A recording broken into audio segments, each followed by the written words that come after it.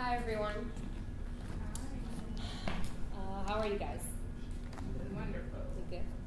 All right, my name is Evelyn. I go by Storm. I'm 28. I have two beautiful children.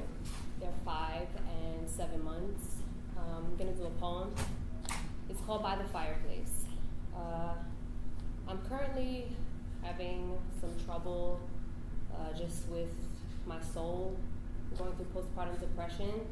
So I wrote the poem basically to try to kill the thoughts that are stopping me from progressing naturally and just being the best mom that I could be. I'm always worrying about being the best mom that I can be, and even in relationships sometimes with a significant other, or say it's a parent or whatever, I feel like most times that things go awry or that they fail is because, you have to ask yourself, what are you really saying? What are you really feeling?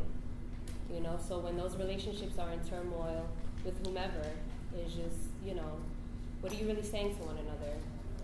I personally feel like pain is just really loud anger.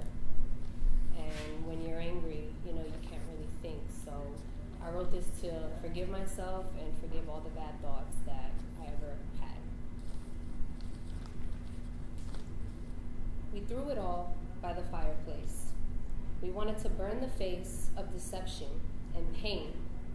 Everything that we have ever dreamed of, each time we drifted into the eye, the darkness of whys, the unknown highs, it was us and everything we have ever seen and never really seemed real until we burned it all and we try to forget it. Giants, midgets, gargantuan bigots, but this is nowhere near familiar. Nothing is ever realer than trying to forget something, and we wanted to not exist anymore, but it all existed in us. So we fled. We fled into the fire. We both wanted to feel what it was like to forget, needed to forget, because what you see, what you get, that's why it's important not to regret.